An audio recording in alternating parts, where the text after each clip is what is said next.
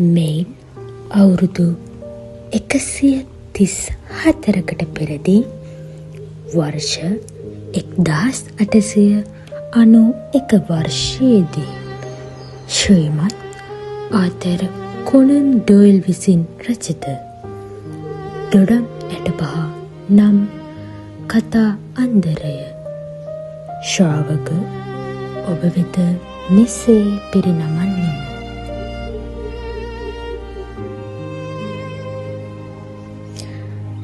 තැපැල් කවරයක් ඇතුළේ වියලි දොඩම් ඇට පහක් විතරයි.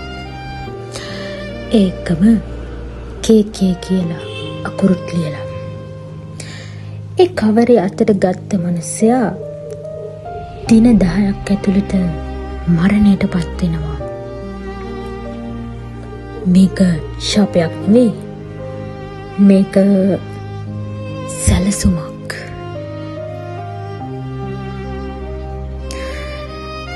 ගිනි උඳුන ගාව හෝම්ස් වයලීනය වාදනය කරනවා. ශබ්දය මිනිස් හදවත කුල්මත් කරන ශබ්දයක්. මේ වගේ වෙලාවක දොරටත් වුණා. ඇතුළට ආවේ තරුණ මිනිස්සෙක්. ඔහුගේ පෙනුම වයස අවුරුදු 22ක් විතර ඇති. ඔහු තමයි ජෝන් ඕපන්ෂෝ. මේ තරුණයාගේ අතපය වෙවුලනවා. මුහුණ සුදුමෙල් වෙනවා. ඒත් එක්කම ඔහු අතේ අල්ලගෙන හිටියේ තැපැල් කවරයක්. ඔහු කිව්වා, මහත්වරුනි, මට බේරෙන විදිහක් කියන්න. මගේ පියාත් මගේ මාමත් දෙන්නම මරණයට පත් වුණේ මේ කවරේ හම්බුණාට පස්සේ. මේක ආපු හෝම්ස් වයලීනයේ බිමින් තිබ්බා. ඔහුගේ ඇස් පුදුම වුණා. ඔහු කිව්වා, කියන තරුණයා, ඔබගේ කතාව පටන් ගන්න. ඉතින් ඕපන්ෂෝ තරුණයා කතාව පටන් ගත්තා. ඔහු වෙවුලමින් මෙහෙම කිව්වා, මීට අවුරුදු 2කට කලින් මගේ මාමා ඒලියස් ඕපන්ෂෝ කියන ඔහු ඇමරිකාවෙන් දැන් ඉංගලන්තයට ආවා.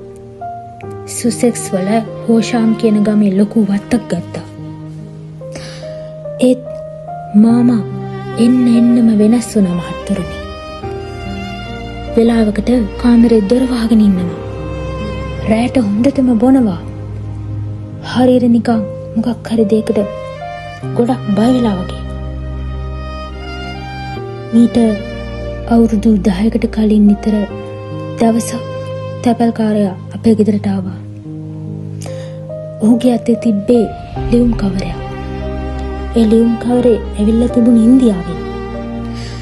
ඇතුළේ තිබ්බේ මේවා විතරයි මහත්තුරුනි. කියමින් තරුණයා මේසේ උඩ කවරේ විවෘත කළා. අපි ඇතුළ බලද්දී ඒකේ තිබුණේ වියලි දොඩම්මට පහක් විතරයි. ඒත් එක්කම ලියුම් කවරේ යටින් ලියලා තිබුණා KK කියලා කැපිටල් අකුරු වලින්. මා ඒක දැක්ක ගමන් කෑ ගැහුවා. මගේ වාරය ආව දෙවියනේ. සති 2කට පස්සේ මාමව වත්තේ පොකුණ ගාව මැරිලා හම්බ වුණා. පොලිසිය නම් කිව්වේ බීලා වැටිලා කියලා. හැබැයි මාමා පිහිනන්න දක්ෂය මහත්තුරුනි. ඒක කොහොමදවත් වෙන්න බැරි දෙයක්. මීට අවුරුදු 2කට කලින් මගේ පියාට බොහොම කවරයක් ආවා. ඒ කවරේ තිබුණේ දොඩම්මැට පහක් එක්ක KK කියලා ලියලා. පියාත් මැරුණා. අද උදේ මටත් ආව මහත්තුරුනි.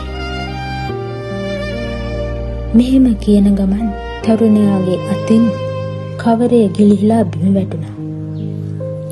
හෝම්ස් වේගෙන් නැගිටලා කලබලෙන් කිව්වා, වොට්සන් බලන්න, මේ කවරේ ලියලා තියෙන්නේ ලන්ඩන් නගරේ ඊස්ට් එන්ඩ් එකේ ඉඳන්. මේ KK කියලා කියන්නේ මොකද දන්නවද? කු ක්ලක්ස් ක්ලෑන් කියන ඇමරිකානු මිනිමරු කල්ලිය. හෝම්ස් ජනේලෙ ළඟට ගිහින් අහස දිහා බලාගෙන හිටියා. ඔහු විශාල කල්පනාවක. ඔහු තරුණයාට කිව්වා, තරුණයා, ඔබ දින 3කට කලින් පත්තරේ දැන්වීමක් දාන්න. ජෝන් ඕපන්ෂෝ මිය ගියා කියලා. ඊට පස්සේ වහාම ලන්ඩන් වලින් පැනලා යන්න නෝර්වේ යාත්‍රාව නගින්න. මේක ආපු ඕපන්ෂෝ බය වෙලා ඇහුවා, මරුණ කියලා බොරු දැන්වීමක්? ඒත් ඇයි? හෝම්ස් හැරිලා කිව්වා, ඇයි කියලාද? මොකද KK එක ඔයාව හොයන්නේ ජීවතුන් අතර ඉන්න නිසා. ඔබ මැරිලා කියලා හිතුවොත් ඔවුන් නවතිනවා.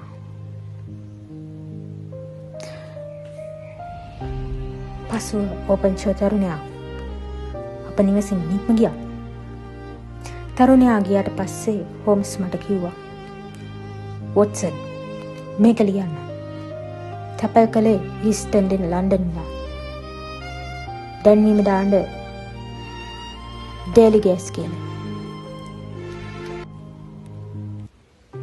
පෙර සන්ධ්‍යාවේදී තම ජීවිතයේ බියකරු රහස අපට හෙළි කළ ඕපන්ෂෝ තරුණයා පිටව ගියා. තම මාරාන්තික ලෝම ගැන ඔහු පැවසූ කතාව මගේ සිතේ ඇති කළේ විශාල කැළඹීමක්. ප්‍රබෝධයෙන් අරුණ නැගුණු පසු දින එම කැළඹීම බියකරු සත්‍යයක් බවට පත් වුණා. උදෑසන පුවත්පතේ තද කළුවක වලින් මුද්‍රණය වී තිබුණේ එක් වාක්‍යයක්. නෝබරි ආසන්නේ දියගිලි ජෝන් ඕපන්ෂෝ වාසනාවන්ත ලෙස මියයි.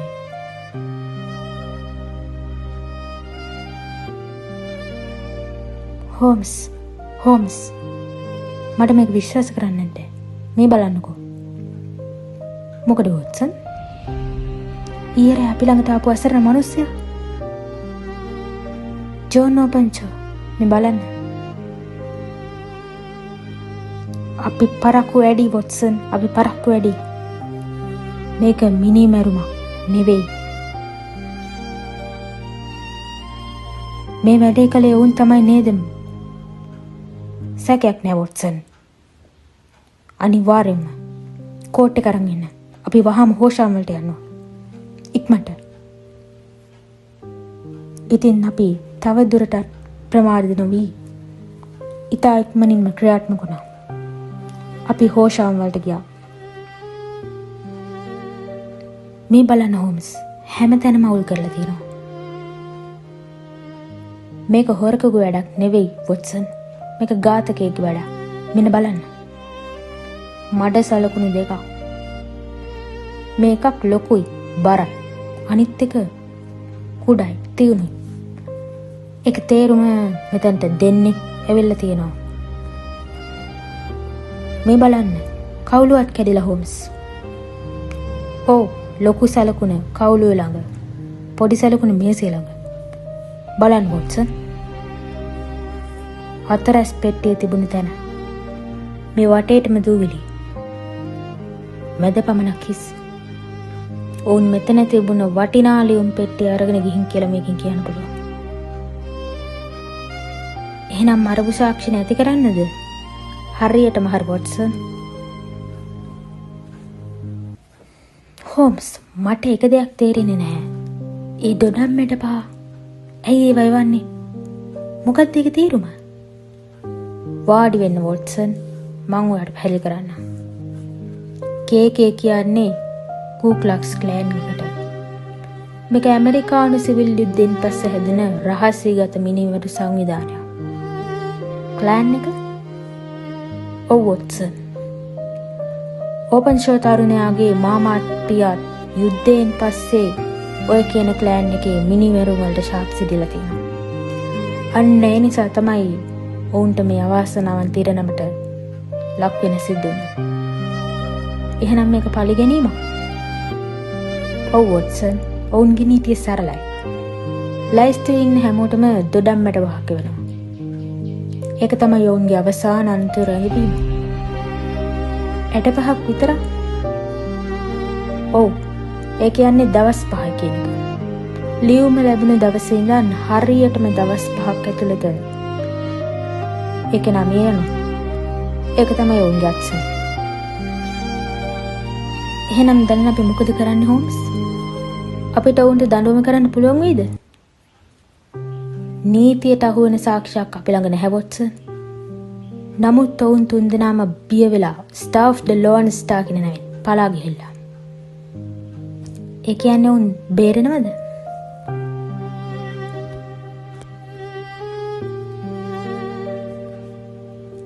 තවත් මාසයකට පස්සේ අප නැවතත් ඒ කතා බහ වෙත යොමු වුණා.